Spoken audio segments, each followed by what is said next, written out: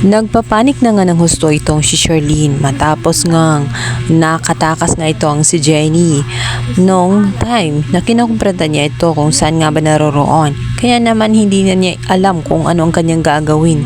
Kailangan niyang maligtas ang kanyang anak na si Princess.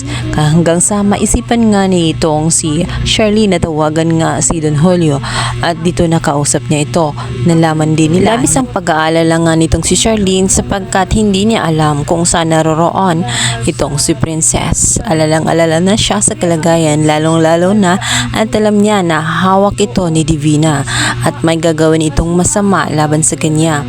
Hanggang sa nasabi nga nitong si Justine na alam niya ang kinaroroonan at sinabi niya agad kung saan ito. Nag-suggest na rin ito na tutulong din sa paghahanap kina Princess. At matapos ng malaman nga ni Charlene ang kinaroroonan nga ni Princess ay kumaripas na nga ng takbo itong si Mimi dahil naghabol na sila ng oras. Nangangamba sila sa kalagayan nga nitong si Princess.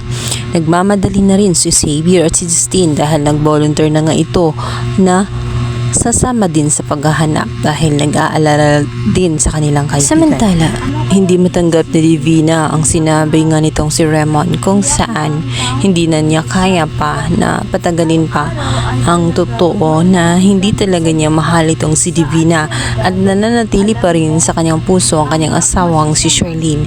Sa madaling salita ay kinalasan na nga ni Raymond at willing na si Raymond na makipagbalikan nga dito kay Charlene matapos nga ang pagguho ay malaki ang kanyang naging realization na napakhalaga pa rin sa kanya ang kanyang asawang si Charlene. Nanlumo si Divina dahil marami na siyang isinekrepisyo. Marami siyang nadamay ng mga tao at napatay para lamang ipaglaban ang pag-ibig niya kay Raymond. Ngunit maling-mali siya dahil wala ring saysay ang lahat sapagkat hindi niya mapipilit ang puso nitong si Raymond. Hindi niya maturuan at madiktahan sapagkat hindi siya ang laman nito. Wala siyang magagawa dahil sa pagiging desperada niya, nais na lamang niya makaganti at hindi niya hahayaan na maging masaya ang totoong pamilya na itong si Raymond at itong si Charlene. Samantala, nakaramdam na nga itong si Libby na tela may gagawing hindi maganda ang kanyang inang si Divina. Kaya naman, binalaan niya itong si Princess na kailangan niya mag-ingat mula sa kanyang mamidi dahil sa tingin niya ay may gagawing hindi ito maganda sa kanya. Nagulat naman itong si Princess dahil sa pag-aakala nga niya na ina niya ito. Hindi niya alam na nasa alanganing sitwasyon siya at ginagamit na siya nitong si Divina. Dumating na agad itong si Jenny na nagmamadali at nagpapanik. Gusto niyang yayain si Divina na tumakas na nga silang dalawa sapagkat bistado na sila at wala na silang patutunguhan. Makukulong na silang dalawa pag nagkataon. Maigi nang makatakas na nga sila ngayon din. Ngunit hindi tumigil si Divina. Ang gusto niyang mangyari ay makaganti muna siya at gawin mo na ang kanyang plano kung saan ang mawala nga ang buhay nga nitong si Princess. Habang ang tumatagal ay nanganganib ng gusto ang buhay nga nitong si Princess. Naroon na nga't niyaya nga ito ni Divina sa isang lake upang mag-viewing. Ngunit iba ang kanyang pakay. At nagulat na lamang itong si Princess dahil sa pagkakala niya na maging masaya ang bonding moment ng dalawa.